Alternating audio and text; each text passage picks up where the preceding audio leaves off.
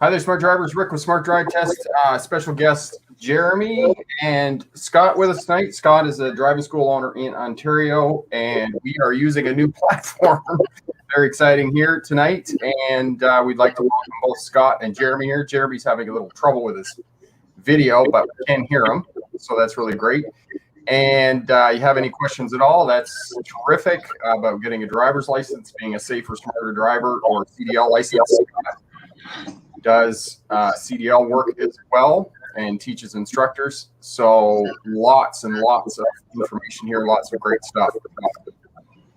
And I'm just going to get rid of that because that's a bit distracting. But anyway, so Scott, go on.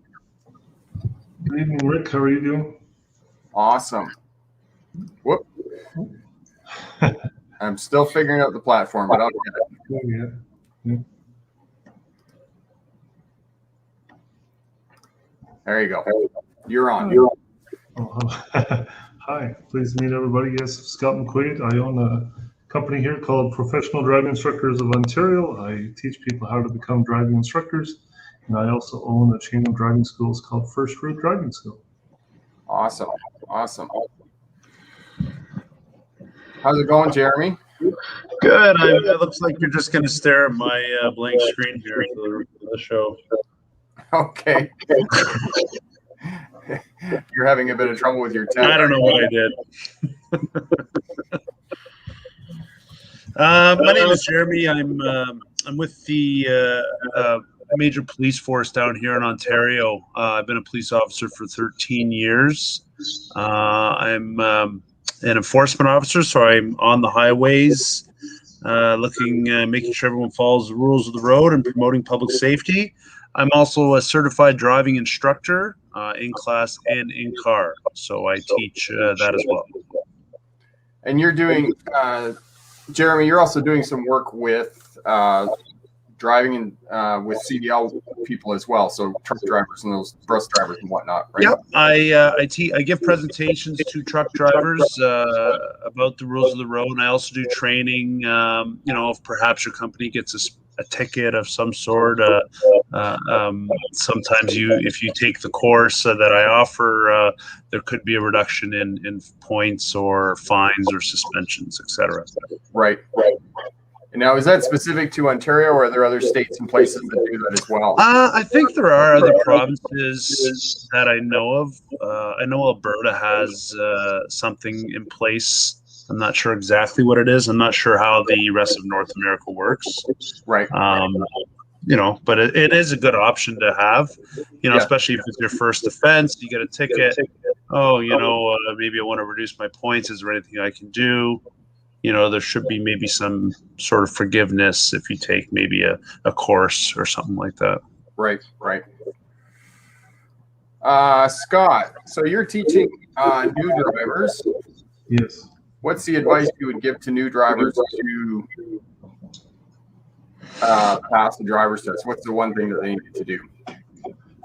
Just pay attention and do lots of shoulder checks, scan a lot. Perhaps take a good driving school course, get some lessons. And just drive safe. Don't be too nervous. Don't drive too slow. Be confident. I guess that's what the driving examiners are looking for, is confidence. You are allowed to make numerous mistakes on your test, but they want to know that at the end of the day, you'll be a safe driver when you go to the real world. So, for example, if you turn your wheels the wrong way on a hill park, that's not the end of the test. It just means you've done that one little maneuver wrong. Keep going, don't give up, and have confidence. One of the feedback that I got this week, I did a video with a student this week, Scott, and one of the feedback that I got was it wasn't the student's first time driving. Now, your experience as a driving instructor, and Jeremy, you can probably speak to this as well. Do you find that now when students come to you, they're not brand new? Yeah, especially with COVID. I think it's slowed down everything. A lot of the students have managed to go out with their parents or even on their own. I know Jeremy and I have talked extensively how many G1 drivers he's pulling over now. on the highway because they're just now waiting for their test date. They're just going driving. So they're driving with just their learners. Yes. By themselves. Yeah. Yeah, Scott was saying, right? You know, a lot of, and I understand, right? A lot of people get frustrated trying to get your G2. Your COVID's backing you up.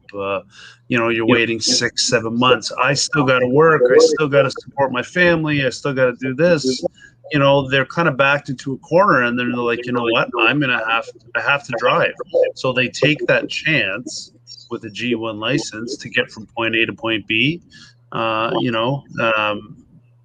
Maybe they get pulled over, maybe they don't, but you know, I've seen a rise in that, especially you know, during these COVID times. And what's the penalty for that, Jeremy, if they're driving with just their learner's license and they don't have a mentor with them in the vehicle?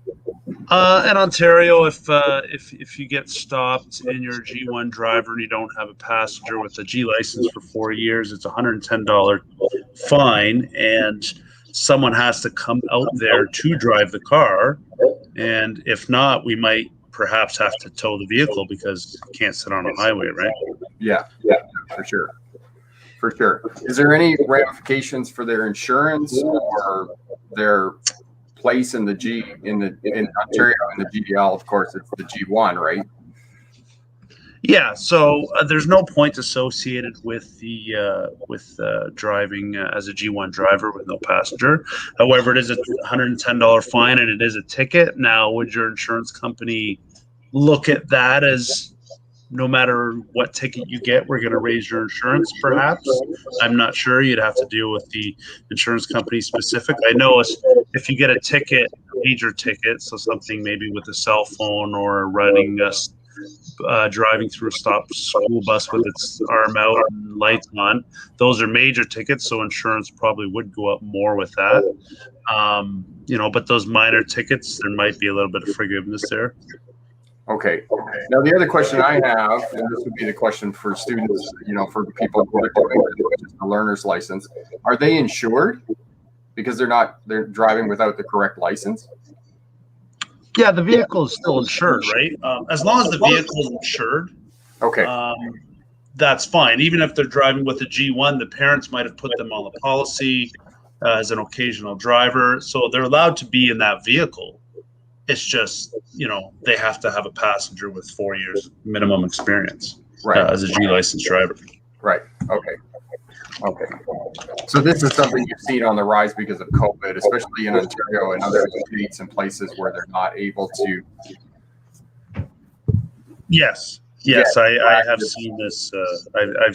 I've stopped numerous people that have a G1 license, and the excuse that I've gotten most is, or the reason for driving, is that they have to get to work and their G2 test got canceled because of COVID, or it's whatever is going on. They can't book it in time, and you know, it's frustrating. It's frustrating for everybody, right? So yeah, for sure. And maybe in the comments, smart drivers can sort of, you know, have their experience of trying to get a driving test and you know, what their experience is, because I know in Ontario it's backed up, and other states in the US and here in Canada and whatnot, it is difficult to get driver's tests now. Yeah, they're still getting canceled even now. Every day we hear about more cancellations going on, just at certain drug test centers. But yeah, it's been quite a bit. Is it because, Scott, that they're not able to get driving examiners working, or is it just because the backup is so huge? Yeah, the backup is very huge for sure. They need to train more examiners and get them out there, and you know, they knew this was coming, but it's just a big backlog. It'll be all winter to get caught up. Sure. Right.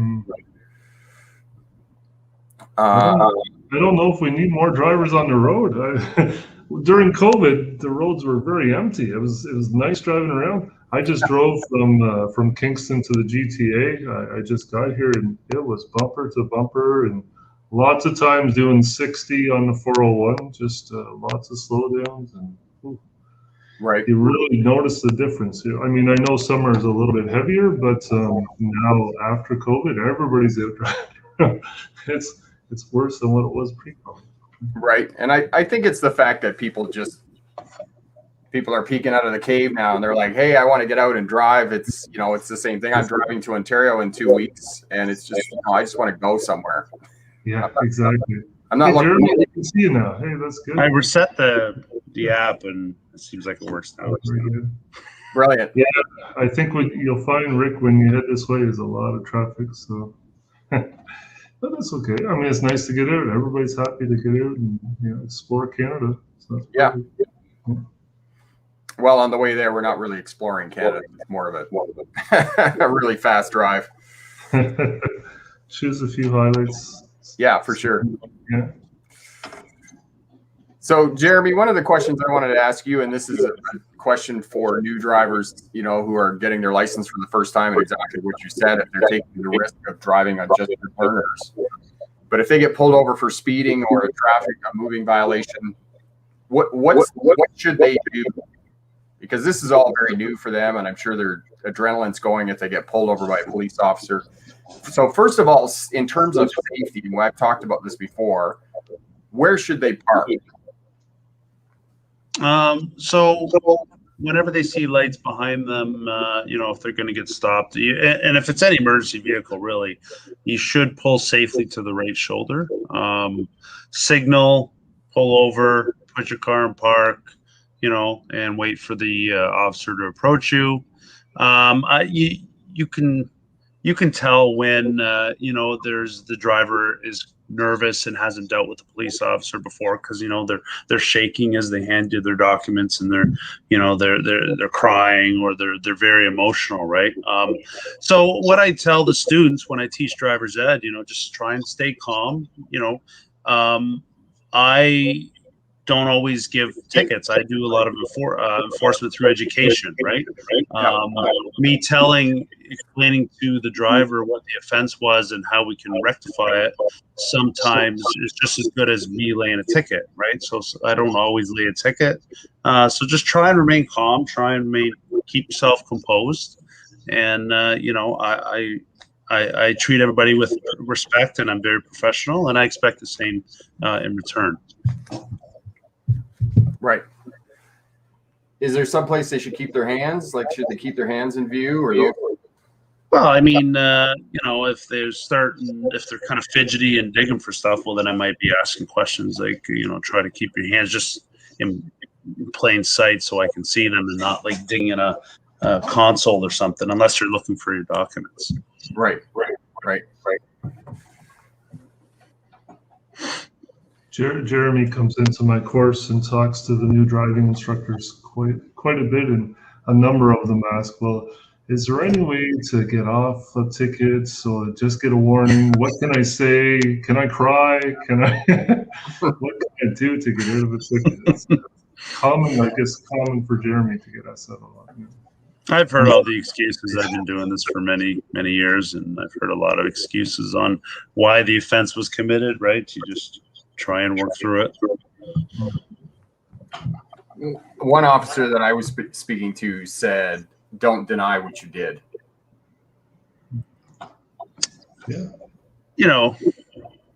If I have to see the offense on a highway. So the offense has to be, for me to lay a highway traffic act offense in Ontario, has to be on a highway, right? So if I see the offense, I'm seeing it live. I know what happened. So if I walk up to you and you're like, I don't know what you're talking about, I saw the offense. It's not like I got it third hand from someone else, Right. And then, of course, they have the right to go to court and challenge the ticket to court and those types of things, right? Yes, you have your options on the back. You can pay the tickets. You can talk to a prosecutor and maybe get a resolution, or you can go right to trial. Okay. So Scott, this question is kind of for you. What if somebody wants to pick a driving school? How do they go about picking a good driving school and getting good driving lessons from an instructor? I mean, everybody starts doing you look at the Google reviews, but so many schools get people to put on 5-star reviews automatically. You see that a lot. I say ask your friends. Probably a lot of your friends or older siblings, cousin, whatever, they've taken a driver's ed course. I would ask them their experience and ask around parents and stuff and get an idea of people at school. They've all taken driver's ed. That's a good way to start. Yeah. Word of mouth really helps out. Don't always trust the Google reviews. I would say ask around. Yeah. What if they get into a car with an instructor and they feel like the instructor is being belligerent or yelling at them or those types of things? What's the recourse for the student? Because we know that students are, they're nervous, they have anxiety, those types of things. Yeah, and I've heard it all over the years. I've been doing this a long time, and typically the student should phone the school if they aren't comfortable with their instructor, or even if they just don't get along with their instructor. Phone the school and talk with the school and ask for another instructor. If the school's big enough and they have enough instructors, certainly they'll try and accommodate you because they really want a good experience and they want you to be able to learn properly. Yeah, for sure. Sometimes people just don't get along, and if you choose a really small school, your options are very limited. If it's a bigger school, there's a lot of people there, male instructors, female instructors. Yeah.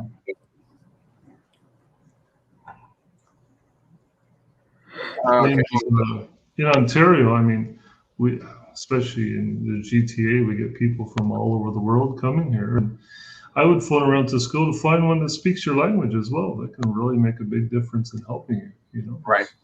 Right. Some of the schools specialize in different languages, and just if it's going to make it easier and you can learn more, great. Yeah, one of the comments here, Eleanor is saying that she went to a driving school when she was younger, but she left because she had an instructor that didn't work for her. But like you said, Scott, if it's a bigger driving school, just call the school and explain what's going on, and they'll move you to different instructors. It's the same thing. Like myself, we've all had students that we didn't exactly work with, or we didn't jive with, right? And for whatever reason, it just didn't get along. And that's no fault of ours or fault of the students. It's just personalities, right? Yeah. Yeah, definitely. As a driving instructor, I mean, you should always be professional and try to help the person. I think if you're going to be in this job, in your core, you just want to help people. I mean, it can be stressful at times, and you really have to like people, and and just helping them. I think that breaks a lot of ice and makes people less nervous. Yeah. But you're right. Sometimes you just for whatever reason, and then hopefully, as a driving instructor, you have another instructor in the school. You can say, "Hey, do you want to take over this student?" And later on, if you get somebody, I'll take over that student. I mean, that can help a lot as instructors. Yeah, for sure. So the other thing that a lot of new students are thinking about, especially after they get their license, they're new, they started driving on their own. Some of them have some anxiety and fear around that. Jeremy, what do you think is the number one reason that new drivers are involved in crashes? Well, and like you said, and Scott had said, it comes down to experience, right? You have new drivers that, they're hitting the road for the first time and they're just getting their G2 and they're not experienced on how to drive on the road and a lot of experience from it. So, what you should do is just try to keep what you've learned in the driving school, keep that in the back of your head. So when you come up to an intersection, do your left, center, right, left scans, check, be a proactive driver instead of a reactive driver, right? Keep that all going, because a lot of people, once you get your G2, you let everything go, you let your guard down, and you just start driving. You got your buddies with you in the car and they're distracting you. You got your cell phone now, you're speeding or you're doing things that you're following kind of what everyone else is doing, right? So just try and keep everything you've learned in driving school or whatever you've been taught. Try and keep that first and foremost, so you can be a safe driver, still getting your G2 and gaining the experience as you continue to drive. You'll be a better and better driver. Right. Okay. Brianna's asking, probably this one's for you, Scott. Any advice for drivers who are nervous to drive? Yeah, just start slow, get practice. We're all nervous when we start something new. You know, just take your time, find a good driving instructor that can walk you through the steps really easy. Don't try to tackle something that's too difficult. Don't just jump in and say, I want to do parallel park in less than one. Just take your time, build up. You know, learn how to, if you can find a driving instructor that knows how to teach properly, they'll make learning so much easier. Like simple, how do you do a proper shoulder check before you start switching lanes? If you don't know how to do when you're looking in the wrong place, you don't, you know, so somebody has to teach you the right steps. And it makes it so much easier, a lot easier. And that's the same issue, Scott and Jeremy. You probably had the same thing with students when you're teaching them the shoulder check, and they shoulder check like this. And they're like they're twisting their head around, trying to look out the back of the car. For me, shoulder checking is one of the biggest complaints that I have with the students. When they want to switch lanes, they just signal and switch. I'm like, whoa, you got to check your blind spots. Blind spot checks. Always look where you want to signal, and look where you want to go before you go. Yeah. You know, and the students just some of them can't seem to comprehend that. Well, I had somebody on my channel last week who was saying that as soon as I get my license, I'm going to dump shoulder checking. And you know, it's always kind of good for me because when these people come back and say this to me, it causes my brain to start thinking. And I came up with not shoulder checking is to driving, what not checking to see whether a weapon is loaded is to gun safety. Yeah. You would never pick up a weapon and see if it wasn't loaded before you started handling it. Why would you take a 2-ton vehicle, drive it at 30 kilometers, 60 kilometers an hour, and move sideways and not check to see if somebody's there? Mm-hmm. That's an experienced driver for you. Yeah. And I'm sure that this person isn't alone, and I'm sure there's a small percentage of people who believe that, who think that it's redundant. We don't need to shoulder check until they get into trouble, of course, later on in their career. So a lot throughout my career, I've had students that have went to other driving schools, and then they come to me eventually because they failed or whatever. And I ask them to do a shoulder check, and they have no idea where to look.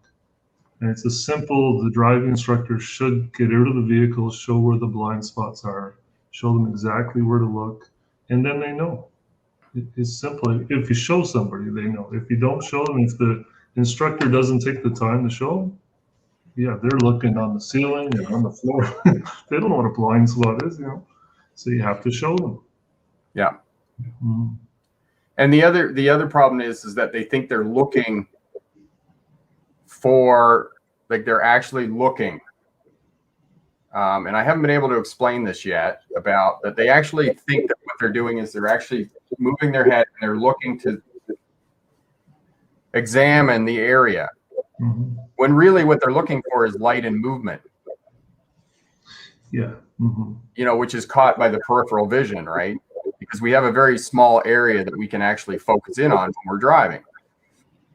And so it's a very foreign concept for them to just turn their head very quickly. Yeah. When they're shoulder checking. And that goes back to what you said, somebody being nervous, that they're afraid to take their eyes off the road for that long. They think it's going to take a long time to do a shoulder check, when it doesn't. And another thing I'd say for nervous drivers is they have to look up further, look further down the road. Probably they're just looking over the hood and everything's coming at them pretty fast. They need to get your eyes up. Once you get the bigger picture, it'll be a lot easier. Looking farther down the road for sure. Mm-hmm.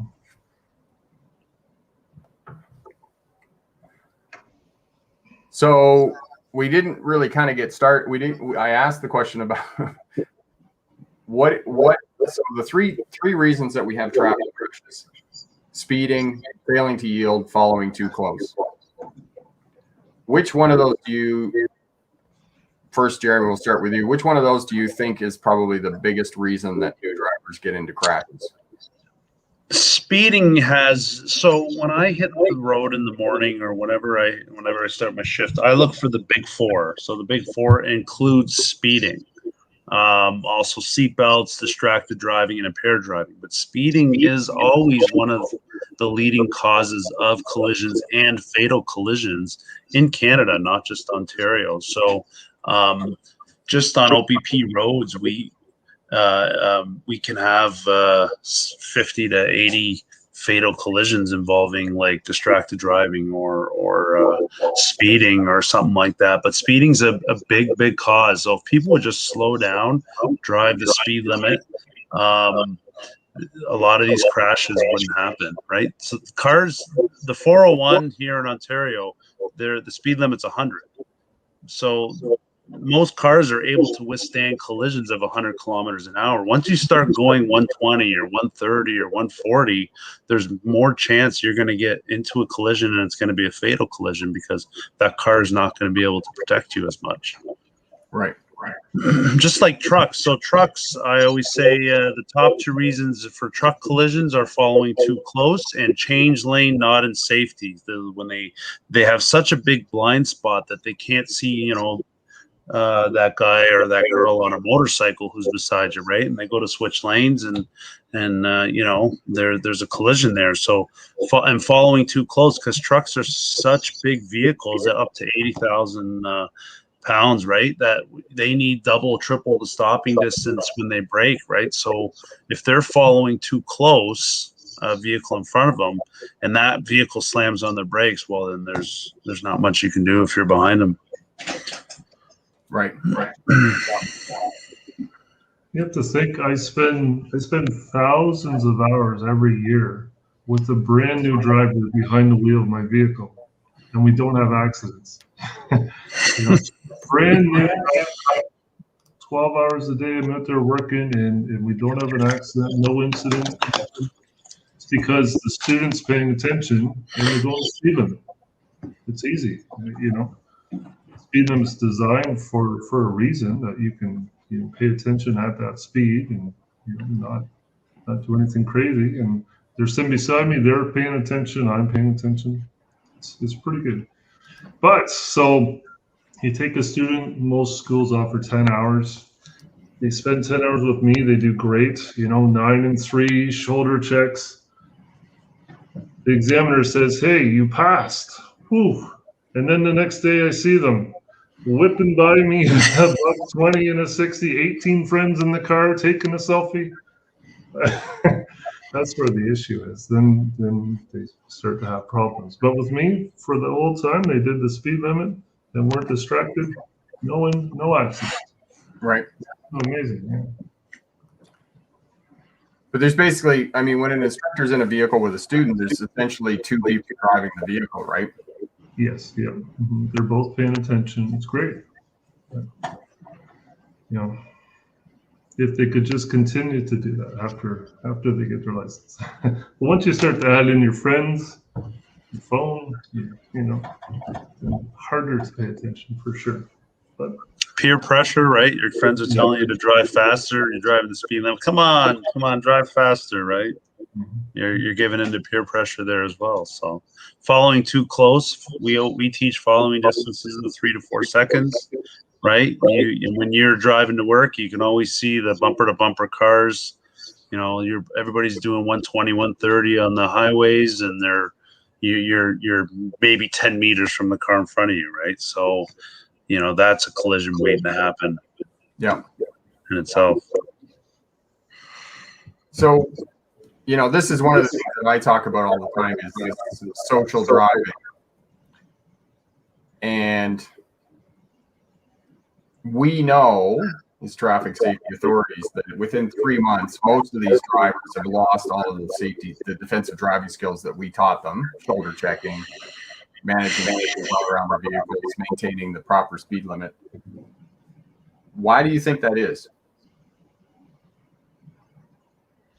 It's certainly a lot easier to drive unsafe. If you're a little bit lazy, it's so much easier to just drive. It's a little bit of work to do your shoulder checks, and everybody else is doing 130 on the 401. Why shouldn't I? I'll get there faster. There is that social peer pressure. Just everybody's going faster.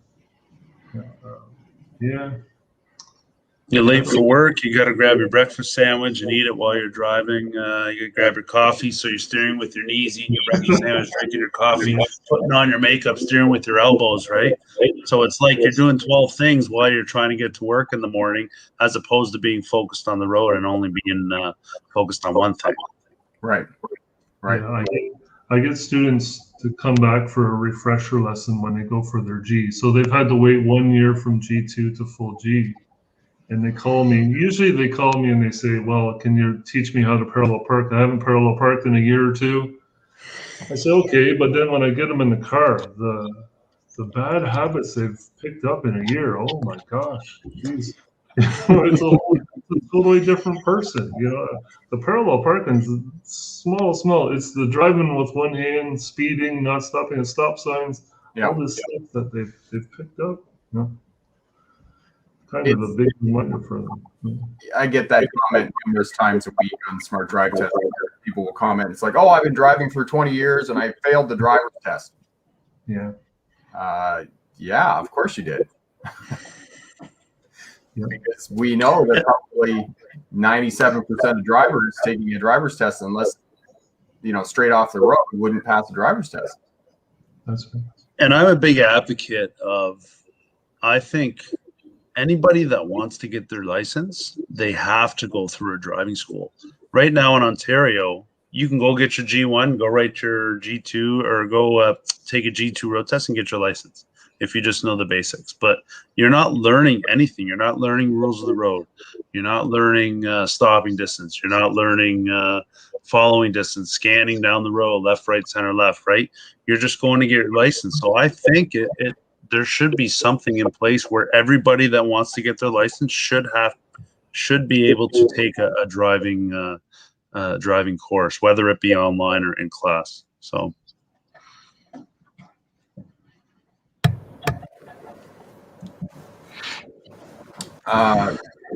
numerous GDL, GLP programs in the world have tried to do that. I mean, we had that here in British Columbia and they abolished it, where new drivers were able to take driver training. How do we convince authorities that needs to happen? And I'm not going to say it's the reason, because collisions are going up, but it doesn't help when you're already inexperienced getting your G2. Even if you went through, Scott's course, PDIO, or any driving school, even if you went through a driving school, you're still going to be inexperienced getting your G2. Now, picture not taking a course and going to get your G2. How much more chance you're going to get injured in a collision? How much more chance you're going to get pulled over and get a ticket? So once those numbers, if they increase and if they keep going up, just like we saw in stunt driving in Ontario, we saw an increase in 2020 of stunt driving at 100%, 200% in different counties and cities, that they changed the stunt driving legislation this month. So now they've made the fines longer, they've made the suspensions longer, the tows longer. So, if they see collisions continue to be on the rise, would there be a need for maybe change in legislation? Perhaps. Just define, Jeremy, for us, what is stunt driving? Stunt driving before the beginning of the month used to be when you drive over 50 kilometers over the speed limit. So if the speed limit's 50, you're doing 100. That's stunt driving. So on the spot, if you get stopped, your license used to get suspended for 7 days. Vehicle get impounded for 7 days, and you're about $1,000, $2,000 in court, depending upon your speed. Could be more. They just changed legislation this month. So now it'll be a 14-day tow, and starting September, it'll be a 30-day license suspension on the spot. And they're raising minimum fines. And if the speed limit is under 80, so 30, 40, 50, 60, 70, stunt driving will be at 40 kilometers over the limit instead of 50. Okay. So it's basically, stunt driving is basically just an excessive amount of speed. Yeah. Excessive speed, yes. Okay.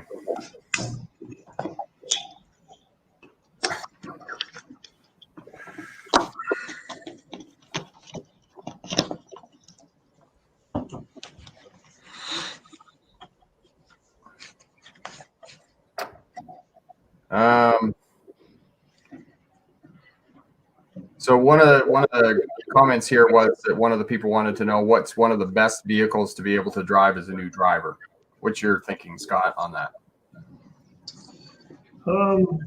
Yeah, small 4-door sedan works. I mean, that's what all the instructors teach in, because they're good on insurance. They're good to drive. They're good on fuel.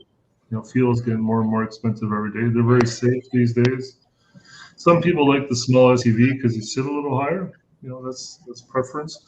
And really, you have to look at what are you going to use the car for. If you're just going to school, or there's not a big family, then yeah, definitely a little.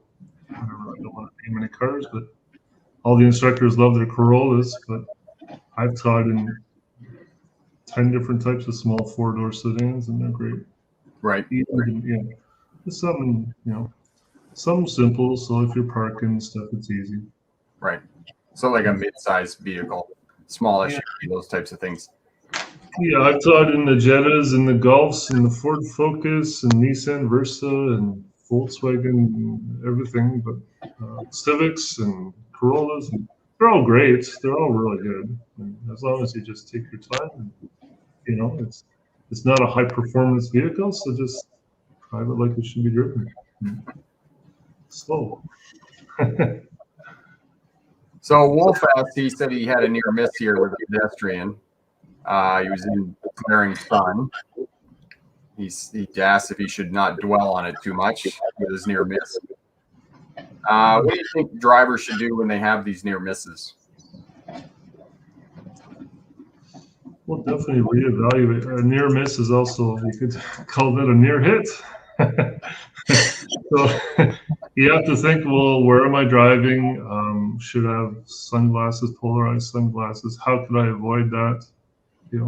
Something to think of it. And if it is that sunny, maybe slow down a little bit. It's difficult. When I teach highway lessons, sometimes I even schedule my highway lessons and not go west at evening time because the sun's going to be right in your eyes. Right. Something just think about, okay, your timing of the day. When should I go out? Because if those pedestrians get hit, God forbid, you can't use the sun was in my eyes as an excuse. That's not going to work. So you really have to focus on your driving. Mm-hmm. And it comes back again to what we were saying earlier about scanning farther down the road, seeing that there's an intersection or there's a crosswalk rather. And but it's tough with glaring sun, especially if it's in the afternoon. Oh, yes. Yeah. Because that can be really painful. But like you said, polarized sunglasses, sun visor down, trying to find as many landmarks as you can and those types of things. And if you do see a crosswalk down the road, checking to see whether there are pedestrians and those types of things, correct? Yeah. So. And if it is that bad, how long is it going to be that bad for? Can you just pull over for a few minutes and things might change for you? Or, I don't know. But it is difficult, Guess you just have to be playing with the sunglasses and. Yeah. You guys might remember Goose, Rob from Sudbury. He's training up there. Yes. He was very excited to see you guys. That's great. Sudbury. Oh, this is a good question. And my friend Tim, who's a retired RCMP officer, he says to watch the traffic lights on the side instead of overhead if the sun is behind him. That's very good. So, which is an excellent question. Here's a question we talked about earlier. Is cannabis a factor in driving? Jeremy? Well, I'm not going to say no because it is. It's some people think that cannabis isn't as what I, for lack of better terms, as bad as alcohol, but it is. Impaired is impaired driving. It doesn't matter if it's cannabis. It doesn't matter if it's alcohol, and it doesn't matter if you're taking Tylenol 3s. It doesn't matter if the drug is legal or not. If it impairs your ability to drive, you shouldn't get into a vehicle.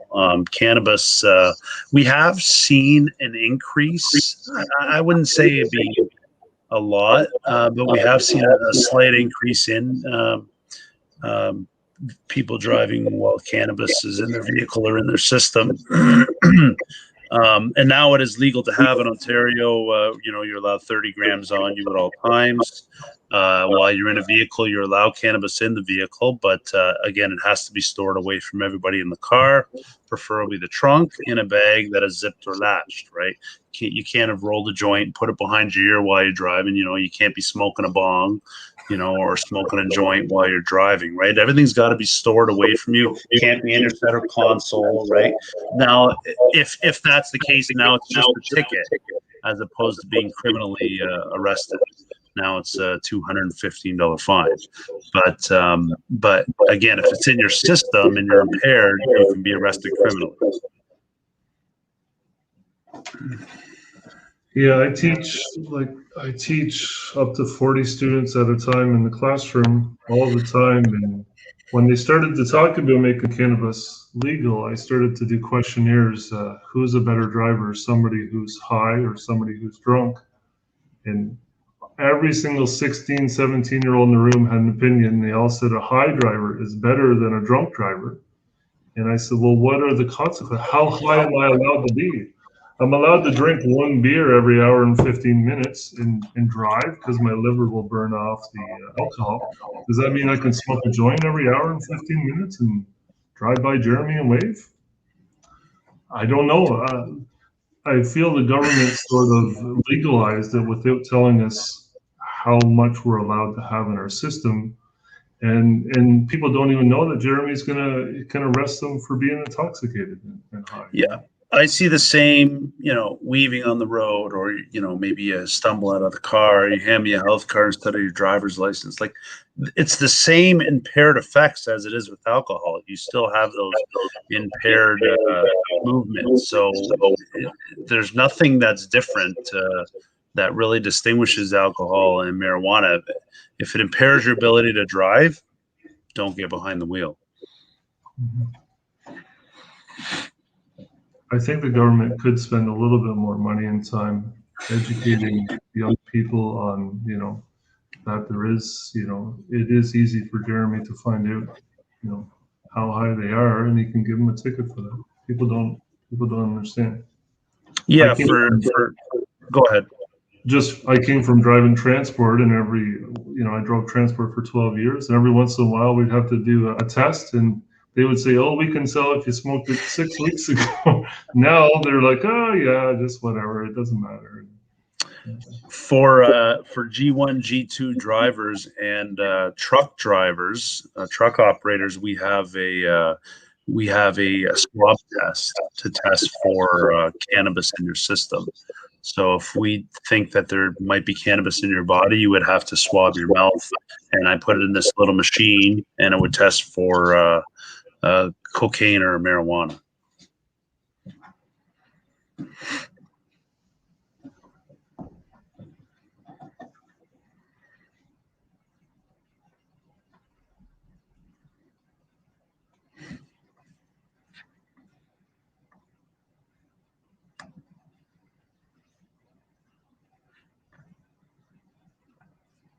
I can't hear you. You're muted. There we go. Yeah. Sorry, Scott. Charging pedestrians. What does charging pedestrians mean? What does charging pedestrians mean? That's a good question. Charging pedestrians. Does it mean just going after them with your car? I don't know. Or is that Jeremy? Does Jeremy charge the pedestrians? I don't know. Pedestrians usually have the right of way, right? You always give them the right of way. Could you charge them for jaywalking? Maybe. I don't know. But usually there's no tickets that we would really charge them with. Yeah, I think if you revved your car up or swerved towards them, definitely there's a ticket there for sure. Well, there'd be probably a dangerous driving charge for the driver of the vehicle. Yeah. Pedestrians always have the right of way, even if they're doing something silly. Yeah. They're softer than our cars, so we have to play nice. So going back to the anxiety, highways. Quite a number of people have anxiety and fear around driving on highways. Yes. What kinds of things that can they do to get prepared for driving on highways at higher speeds? I would suggest going on. We have a lot of really nice 80-kilometer-an-hour roads, so get used to that. You know, just drive along, and then you can get the highway where it has the on ramp, and then it turns into an off ramp. That sort of gives you a feel. You can get up to speed, but you don't go out and play in the highway. Definitely adjust your time. Go out super early in the morning where there's hardly any traffic. That's a good time to go out and go on the highway. It's very quiet. Do a few lane changes, and once you get more comfortable with that, then pick a later time in the day where the traffic is going to be a little heavier, and then maybe try to find where there's 3 lanes and do some. You want to go up your build up your confidence step by step. Don't just jump in on the 410 at 5 o'clock at night. It's no good for anybody. Just take it slow and build your confidence up. That's it. Yeah, because I just worked with a student who basically been driving around the city, and we went out on the highway, and she had a really hard time with getting her speed up on the highway. And that can be dangerous too when you're doing 20 or 30 kilometers an hour, 20 or 30 miles an hour, less than the posted speed limit on a highway. Yeah, as driving instructors, we have these little extra mirrors for us, and when your student's doing 20 under on the highway, you're looking in your mirror, going, "Oh my God, who's coming up? Just a transport on cruise control." Like, wow, that is very dangerous because everybody else is doing 20 over, and we're doing 20 under. It's very dangerous. Yeah. And if you're gonna drive in the right lane. Don't drive in the passing lane. Don't drive the speed limit in the passing lane, which is the far left lane. Always stay in the right lane. Yeah, that's very true. Very true. Now, getting onto the highway, as driving instructors, we see the same mistakes over and over with students. And getting onto the highway is probably the worst part. Is getting on because they're at 9 and 3 and they look over their left shoulder, but then they tend to steer where they look, and then they do this back and forth. And so I would say go on a smaller 60, 70 kilometer road with multiple lanes and get used to lane changes first before you try it at 100 kilometers an hour. I like your steering wheel there. Yeah, I always have props in the classroom, right? So, in the city, you may have to do this to change a lane, but you don't want to do this at 100. You have to get used to, That's why it's always maybe go with an instructor. It's countless amount of times I've had to reach over and adjust the steering wheel as the student's looking, and they're still looking for 5 minutes to see if they stop looking forward. And so I just have to, sort of help them out. But that happens a lot. I recognize that as one of the big mistakes getting onto the highway. Now, if you don't take driver's ed, you can't get onto the highway until you have a G2. And then all of a sudden your first time is by yourself, maybe. The only place that does that is Ontario. No other state, no other province does that. That's great. Yay. Yeah, it's kind of silly, eh? Yeah, Ontario is the only place that restricts new drivers on expressways with their learner's license. Every other state, province, you can do it with an instructor or with your parents or whoever. Parents, yeah. Ontario has to choose, are they going to allow students to go on with their parents, or are they going to make them take driver's ed? It's got to be one or the other, because it's very dangerous considering how many times, I just know to be ready to grab the wheel. That's how many times it's happened. And when I think that people go get their G2 and go out on their own, it's really scary for me because I know the mistakes they're going to make. It only happens the first few times, but it happens. Yeah, it does indeed. Mm-hmm. Here's a question for Jeremy. How often do people get pulled over?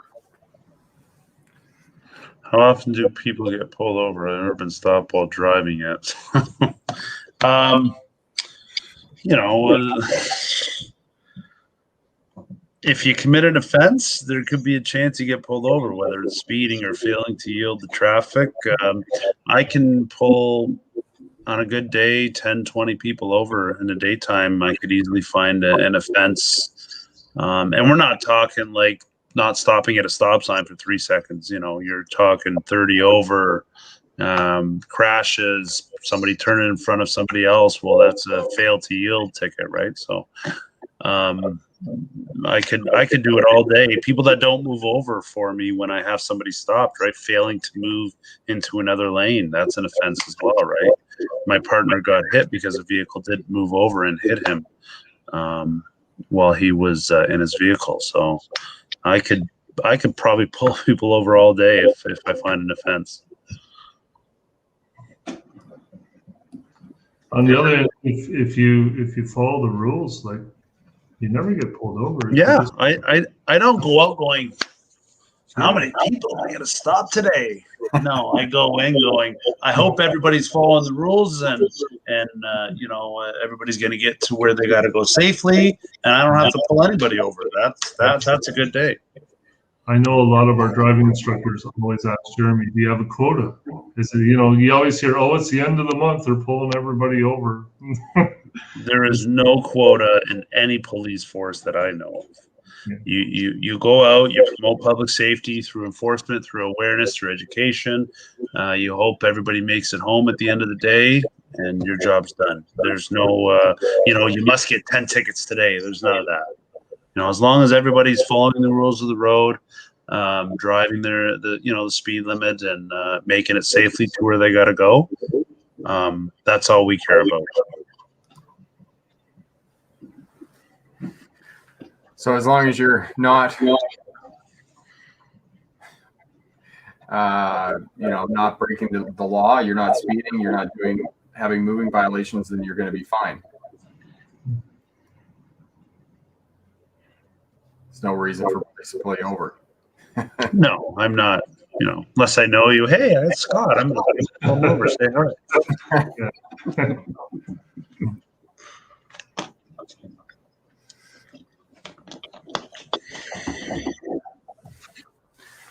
So for new drivers, and we talked about this, that people sort of descend into social driving as soon as they get their license after they pass their test.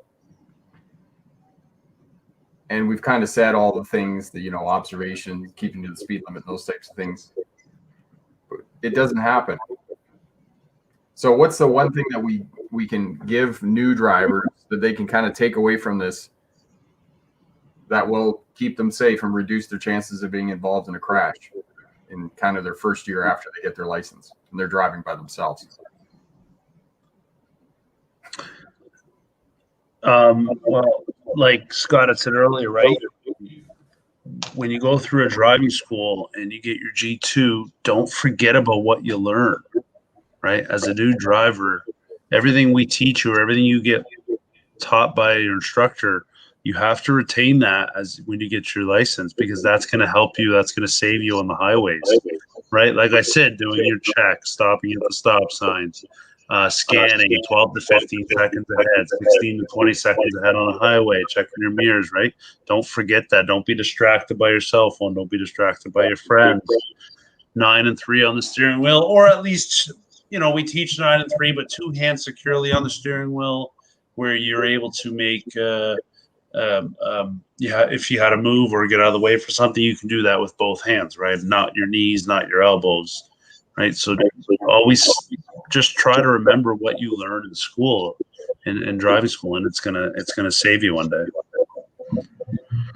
My advice is, why did you spend the money and the time to get your license? For most people, it's a sense of freedom, and it will open up a lot of doors, better jobs further away, a bigger social circle, you know. And your license is a privilege. It's not yours. You're just sort of borrowing it. You can lose it, and if you lose it, you're back to taking the bus and asking people for rides. Just, you know, even if you just, let's see, you don't lose your license completely, but you get a bunch of tickets, well, your insurance is going to go up so high, you may not be able to afford to drive. You know?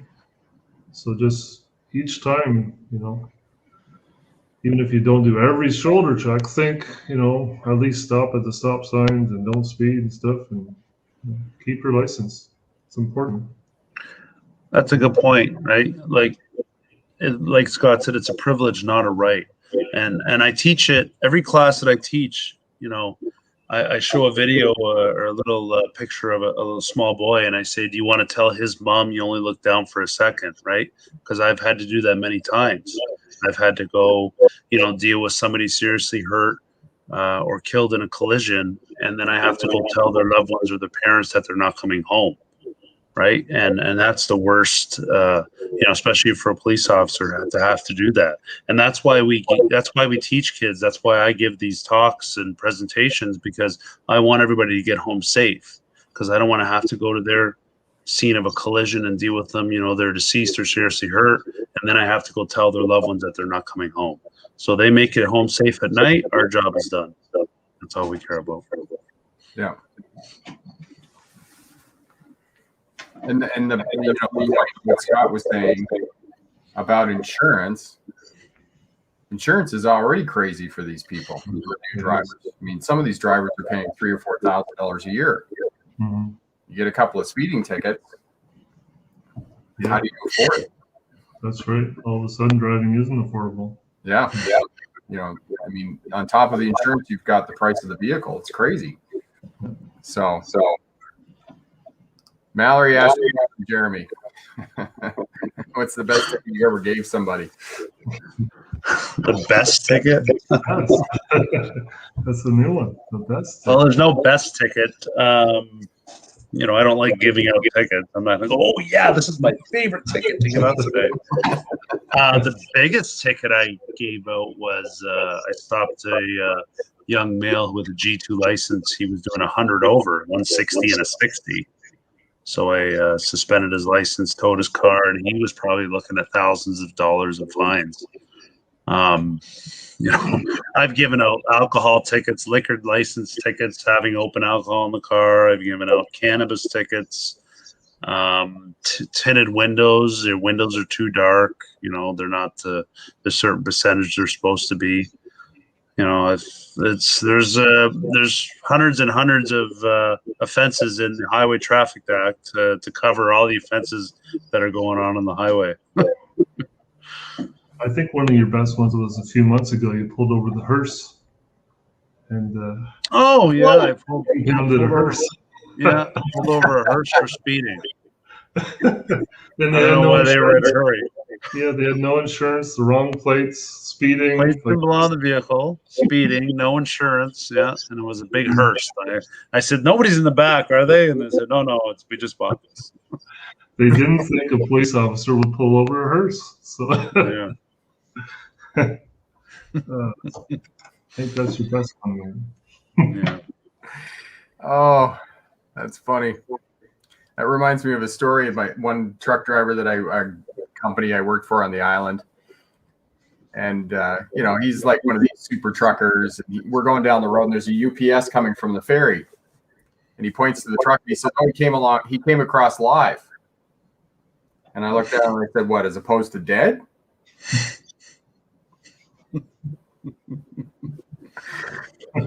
Yeah, I don't know. Because just to explain the joke, on the island, on Vancouver Island, they send a lot of truckers over and they just put them on a barge. So there's no driver. But when the truck goes with the driver, it's going across the line.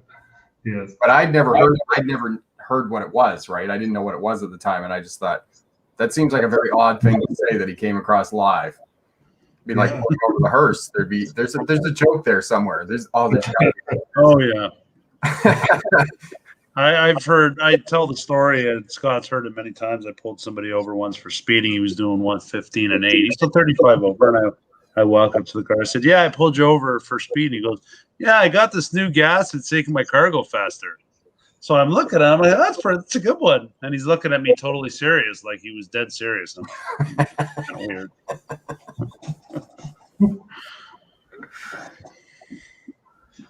So note to self, don't use the new gas one on Jeremy. I've heard it. Give me something else. Give me something new. Give me a better excuse. Yeah.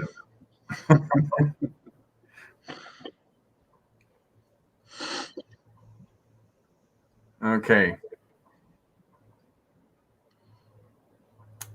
Here, we'll finish with this one. Here we go. So this one has to do with why is the traffic flow so high? Why is the speed on the highway so high? If the posted speed limit is 90, people pass me doing at least 10 to 15. I mean, that seems to be a common thing across Canada, right? The speed limit's 80. People push that limit to see how fast they can go. And I talk to a lot of people that say, "Oh, I do 20 over. I never get pulled over by the police," which is fine if you never. Well, it's not fine, but if you never get pulled over by the police, but if you get into an accident and hurt somebody, you're speeding at 20 over.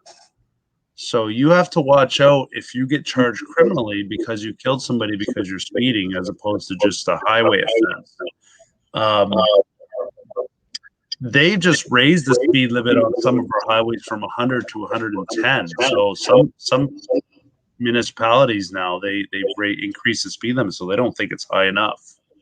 So I mean, like I said, if the speed limit's 80, if the speed limit's 90, just try and stay that speed limit. Don't worry about everyone else is doing. Let them get into an accident. Let them get pulled over if they don't understand the rules of the road or what you have to do. You're driving safe, and if you feel that people are driving too fast or somebody's driving too fast around you, that's going to put yourself in danger or somebody else. You can always call the police and make a report. Try and get a license plate.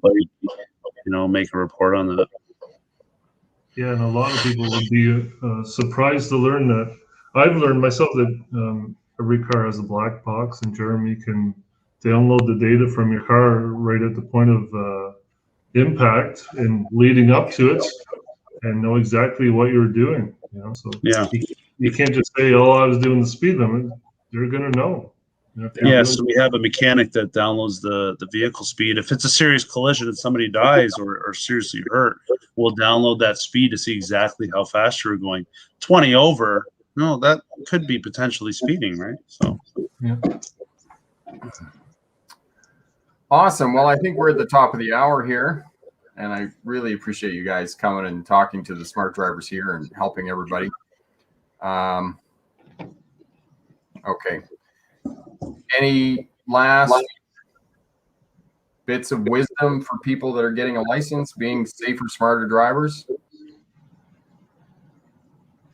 Well, I think you're doing a good job, Rick, to be honest. A forum where people can go online to even if a YouTube channel, and they can find out more information. This is great. I mean, so many new drivers do exactly that to get the information. It's wonderful that people are putting the information out there. It takes a lot of your time, every week. You're always putting new videos. Always. You can tell that you're trying really hard to get information out there. That's wonderful. Yeah, that's good. Just keep promoting public safety and raising awareness. And that's the thing. People just need to get aware of what the rules of the road are, and just keep doing what you're doing. And I've seen some of your videos; they're pretty good. And thanks for having us on. Thanks for having me on here today as well. Yeah, thank you very much. Thank you so much, and we'll do it again for sure. And I appreciate your time and your insight. And it's always great to get other people's opinions about what's going on in the industry, especially from a point of view of people who are educating instructors, and you, Jeremy, who's working in enforcement and seeing these people who are doing crazy things on the road and the consequences of this, right? Mm-hmm. This is the piece that I'm always trying to get to people when they're like, I had the right of way. Yeah, okay. You want to be right, or you want to be dead right? Exactly. Right. Totally. Because even if it's just a simple fender bender, how much time is that out of your life to get your car fixed? Your insurance goes up. You don't have a car for a month. Yep. Just because you wouldn't get your foot off the throttle for 10 seconds. Mm-hmm. So, all the best. Thank you so much. Thank you, sir. And you guys have a great night. Yes, you too. Thanks, guys. Take care. Thank you. Bye now.